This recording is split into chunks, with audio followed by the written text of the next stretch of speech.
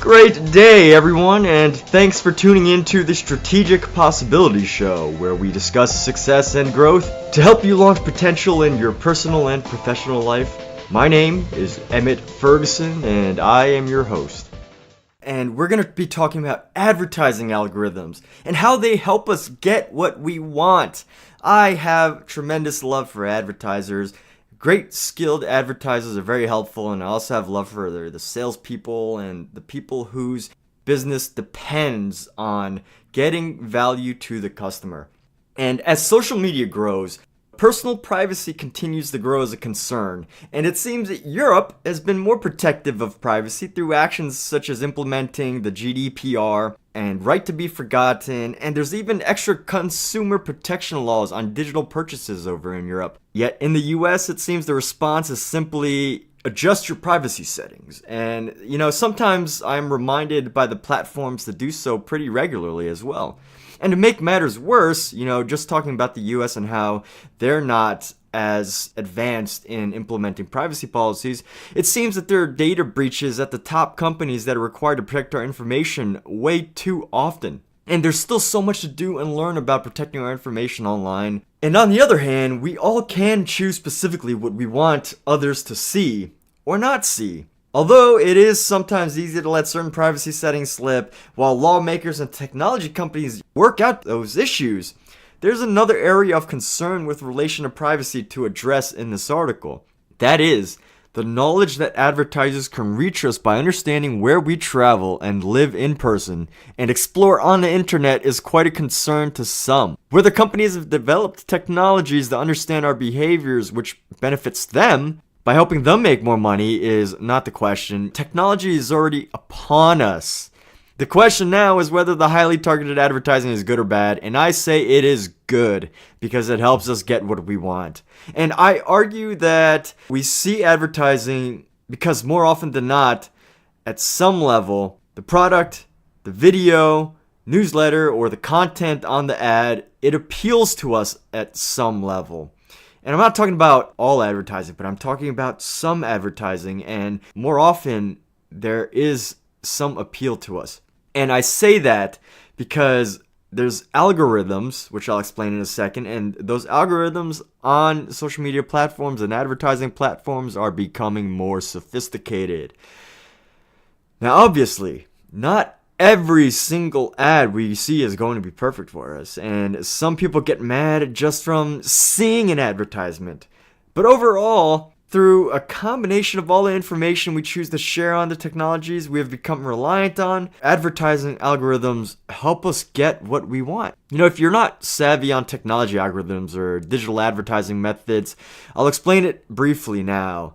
Algorithms used on social media on Amazon or Netflix are essentially equations or systems that help determine what you will see on your feeds. There's other uses for algorithms, but that's the gist of it. And a physical example would be the process of, if I had to come up with a physical metaphor in real life, or not in real life, like off the internet, but in person, something physical, a tangible example. It would be the process of determining where to buy billboard space so that an advertising company or a business can have the maximum impact for a specific advertising project or specific product.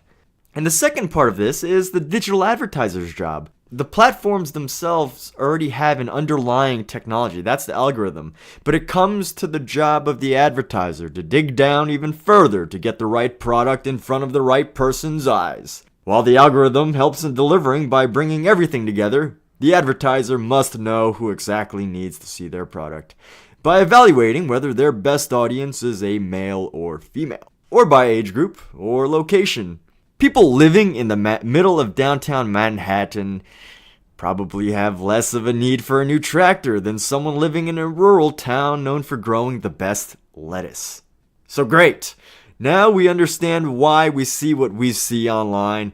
It's not just the latest news anymore, it's the content, products, and services that are relevant to us. And when it comes to advertising, there's someone whose job it is to get us to see what it is they are selling as we scroll through our daily feeds. And here is the beauty of it all. Even though some of us might be concerned about our privacy or despise advertisers because it feels intrusive, there is a positive side here. And that is the good advertisers, the companies who have tremendous brands and reputations at stake, the entrepreneurs who are working hard to get their products or services noticed so they can make their place in history. They want you to see a product that is useful to you. Maybe the product is a new training system because you are a human resources manager and somehow that popped up on your feed. Or maybe it's a new pair of basketball shoes because somehow it knows your child's birthday child's birthday, or your child plays basketball. They know that their birthday is coming up. And I'm not saying that all algorithms and advertisers think that tactically, nor do I know for a fact the algorithms provide that level of depth. But what I do know is that there's a tremendous amount of money involved here in improving the technologies and advertising tactics. Think about it. If an advertising algorithm on Facebook could help an advertiser reach their potential clients even 1% better with a few new lines of code, because of how massive the platform is, a few lines could possibly do that. Or if an advertiser was able to increase their sales because they knew exactly who their product gives value to most, how much would that be worth to that company or all companies and advertisers? It's worth a lot. Now, let's look at the heart of an advertiser. I don't like to generalize, and sure, there are business people, advertisers, salespeople, and even nonprofit leaders that only care about money, as much as we'd hate to admit. And money is usually a major measure of whether a campaign is working or not. However, because of the way online advertising works, it almost forces the advertisers to have the intention, which I consider is good, to help a possible client find a product that will be useful to them. Business built solely on greed without some greater vision or scammers do not last long. And yes, there are plenty of internet scammers, but we're not talking about those groups of people right now. We are talking about those businesses and those legitimate people who are looking to establish, grow, and maintain great legitimate businesses that last into the future. One thing we didn't mention yet is for any advertising to happen, money must be paid up to the platform. Just like it has always been where advertisers must pay for billboard space, screen time, or direct mailers, because advertisers are risking dollars to pay for advertising, I predict, I have this belief that at the heart of most advertisers is fundamentally just them wanting to create the most effective message to help someone find a valuable product or service. Now, whether they're good at that is a different question, and whether their product or service delivers is also another question.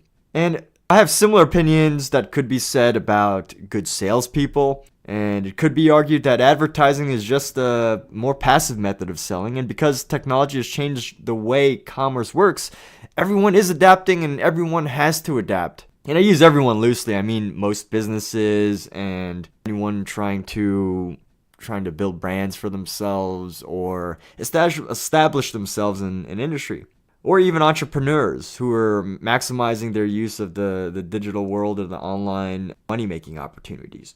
And when it comes down to it, highly targeted advertising topics are a relatively minor concern compared to the bigger picture.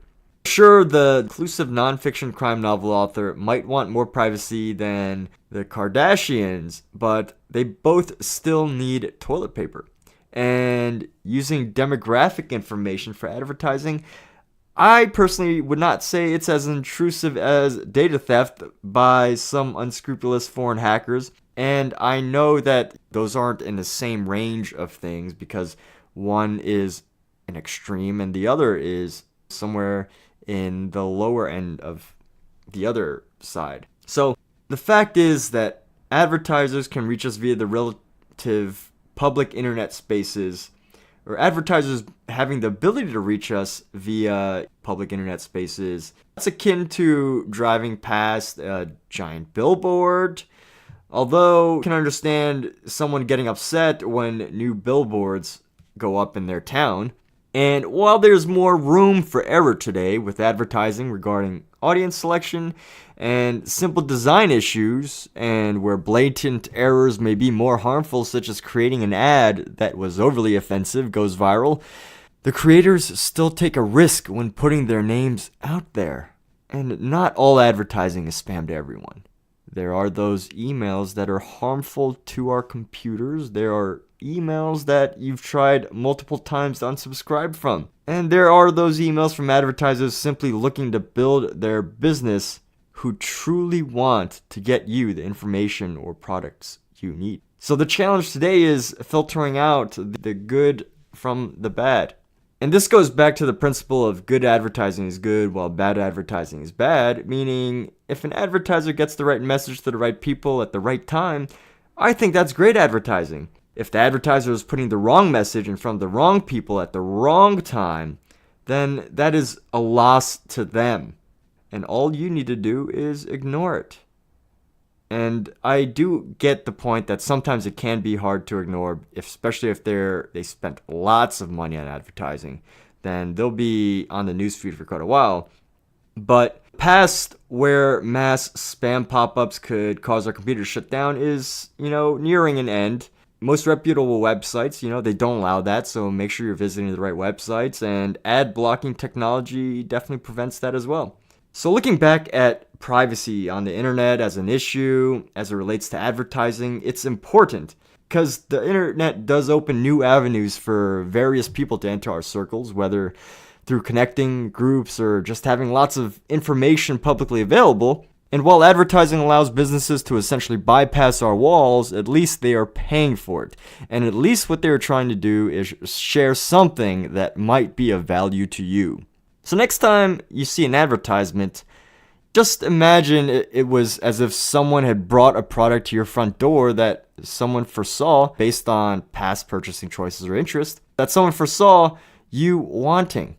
You might have to pay for it, but at least you know it is available now at a competitive price. Thanks so much for listening to this podcast. I wish you the absolute best in everything that you're working on. And feel free to comment and like and share. And, I will be absolutely grateful if you do. And thanks so much for listening. Have a great day, great morning, or great evening, wherever you are.